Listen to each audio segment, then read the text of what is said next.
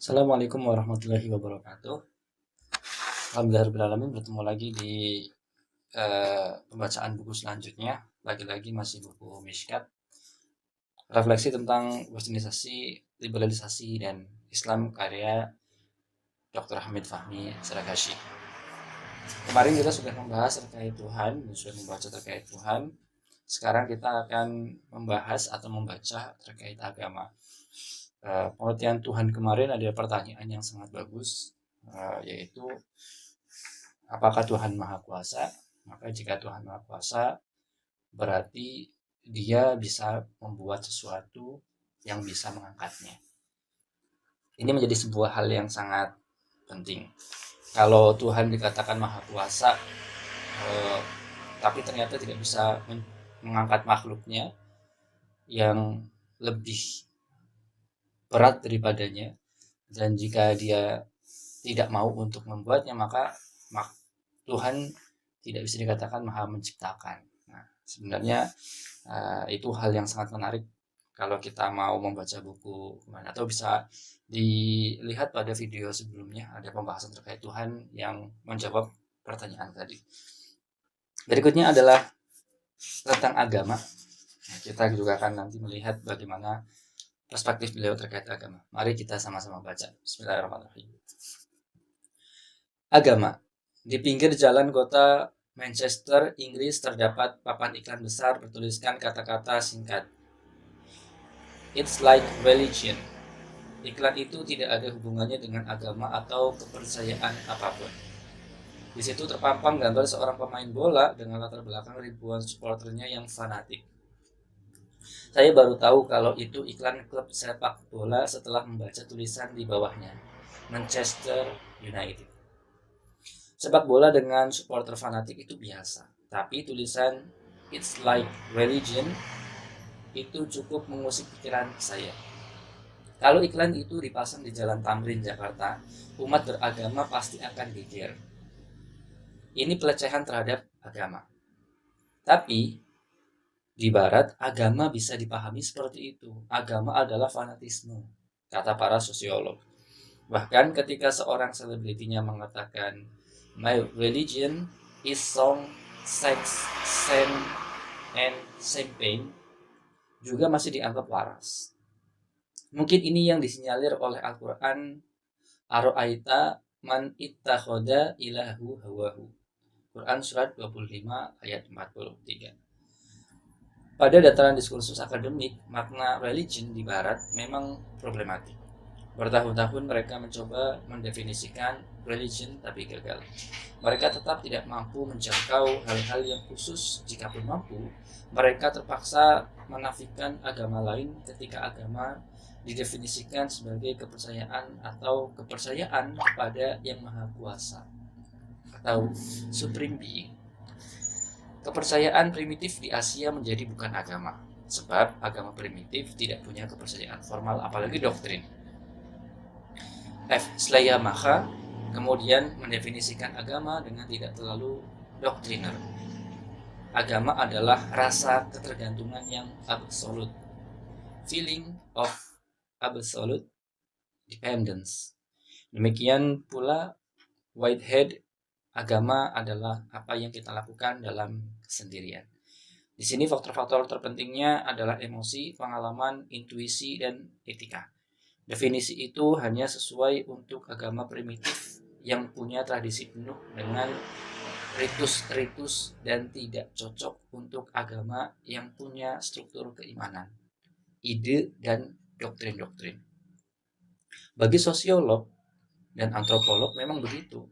Bagi mereka, religion sama sekali bukan seperangkat ide-ide, nilai atau pengalaman yang terpisah dari matriks kultural. Bahkan, kata mereka, beberapa kepercayaan adat, istiadat, atau ritus-ritus keagamaan tidak bisa dipahami kecuali dengan matriks kultural tersebut. Emil Durkheim malah yakin bahwa masyarakat itu sendiri sudah cukup sebagai faktor penting bagi lahirnya rasa ketuhanan dalam jiwa. Lihat The Elementary Forms of the Religious Life, New York, 1926, halaman 207. Tapi bagi pakar psikologi, agama justru harus diartikan dari faktor kekuatan kejiwaan manusia ketimbang faktor sosial dan intelektual. Para sosiolog barat nampaknya trauma dengan makna agama yang doktriner, sehingga tidak peduli dengan aspek ekstrasosial, ekstrasosiologis, ataupun ekstrapsikologis. Aspek imanensi lebih dipentingkan daripada aspek transendensi. Sejatinya, akar kebingungan Barat mendefinisikan religion karena konsep Tuhan yang bermasalah. Agama Barat, Kristen, kata Armstrong dalam History of God, justru banyak bicara Yesus Kristus ketimbang Tuhan. Padahal Yesus sendiri tidak pernah mengklaim dirinya suci, apalagi Tuhan. Dalam hal ini, kesimpulan Profesor Al-Attas sangat jitu bahwa Islam sebagai agama telah sempurna sejak diturunkan. Konsep Tuhan, agama, ibadah, manusia, dan lain-lain dalam Islam telah jelas sejak awal. Para ulama kemudian hanya menjelaskan konsep-konsep itu tanpa mengubah konsep asalnya. Sedang di Barat, konsep Tuhan mereka sejak awal bermasalah sehingga perlu direkayasa agar bisa diterima akal manusia. Kita mungkin akan tersenyum membaca judul buku yang terbit tahun 2000-an di Barat. Tomorrow's God, Tahu Tuhan Masa Depan. Karya Neil Donald Walsh. Tuhan agama-agama yang tidak ada lagi cocok untuk masa kini. Tuhan haruslah seperti apa yang digambarkan oleh akal modern. Manusia, makhluk berakal, rational animal, harus lebih dominan daripada manusia, makhluk Tuhan. Pada puncaknya nanti, manusialah yang menciptakan Tuhan dengan akalnya. Socrates pun pernah berkata, "Wahai warga Athena, aku percaya pada Tuhan, tapi tidak akan berhenti berfilsafat." Artinya, saya beriman, tapi saya akan tetap mengabarkan Tuhan dengan akal saya sendiri. Wilfred Cantwell Smith nampaknya setuju. Dalam makalahnya yang berjudul Philosophia as One of the Religious Tradition of Mankind, ia mengkategorikan tradisi intelektual Yunani sebagai agama. Apa arti agama baginya tidak penting. Malah, kalau perlu istilah itu dibuang. Akhirnya sama juga mengamini Nietzsche bahwa Tuhan hanyalah realitas subjektif dalam pikiran manusia, alias khayalan manusia yang tidak ada dalam realitas objektif. Konsep Tuhan rasional inilah yang justru menjadi lahan subur bagi ateisme, sebab Tuhan bisa dibunuh. Jika Imam Al-Ghazali dikaruniai umur hingga abad ini, mungkin ia sudah menulis buku berjilid-jilid tahafud. Sekurang-kurangnya ia akan menolak jika Islam dimasukkan ke dalam definisi religion versi Barat dan Allah disamakan dengan Tuhan spekulatif. Jika konsep unmoved mover Aristotle saja ditolak, kita bisa bayangkan apa reaksi Al-Ghazali ketika mengetahui Tuhan di Barat kini is no longer supreme being, tidak ada lagi maha kuasa. Konsep Tuhan di Barat kini sudah hampir sepenuhnya rekayasa akal manusia. Buktinya, Tuhan harus mengikuti peraturan akal manusia.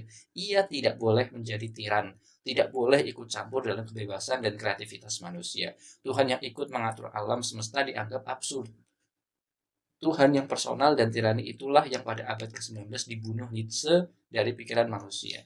Tuhan pencipta tidak wujud pada nalar manusia, produk kebudayaan Barat.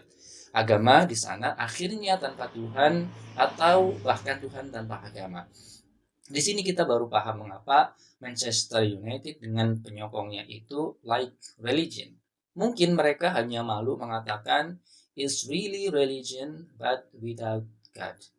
Ini di Indonesia dan di negeri-negeri muslim lainnya, sebagian cendekiawan muslim mulai ikut-ikutan risih dengan konsep Allah Maha Kuasa atau Supreme Being.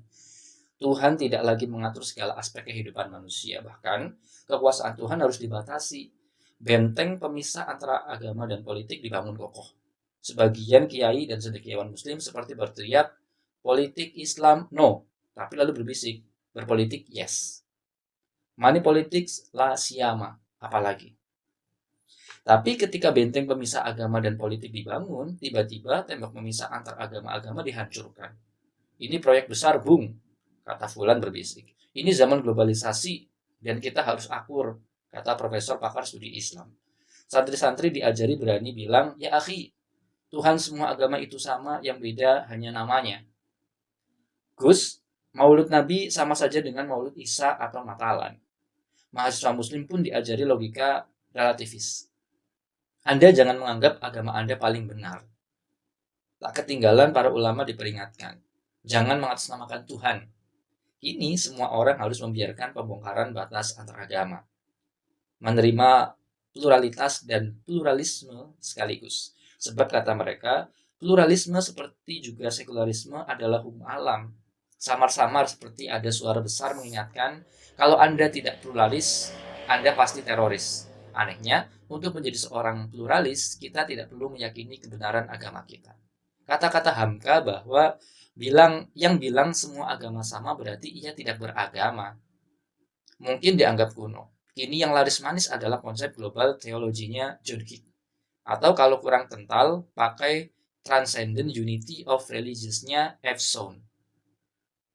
Semua agama sama pada level esoteris. Di Indonesia, negara muslim terbesar di dunia ini, lagu-lagu lama Nietzsche tentang relativisme dan nihilisme dinyanyikan mahasiswa muslim yang penuh emosi dan semangat. Tidak ada yang absolut selain Allah. Artinya, tidak ada yang tahu kebenaran selain Allah. Syariat, fikih, tafsir wahyu, ijtihad para ulama adalah hasil pemahaman manusia. Maka semua relatif, kata mereka. Walhal, Tuhan tidak pernah meminta kita memahami yang absolut, apalagi menjadi absolut. Dalam Islam, yang relatif pun bisa mengandung yang absolut. Secara berkelakar, seorang kawan membayangkan di Jakarta nanti ada papan iklan besar bergambar seorang kiai dengan latar belakang ribuan santri dengan tulisan singkat, Yesus Tuhan kita juga. Itulah tadi pembacaan buku di bab pertama, The Westernisasi, subbab agama, yang ditulis oleh beliau, Dr. Hamid Fahmi Sarkasi.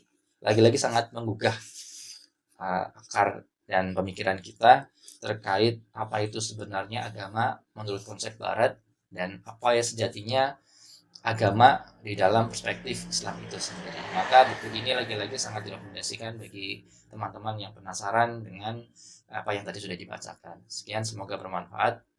Assalamualaikum warahmatullahi wabarakatuh.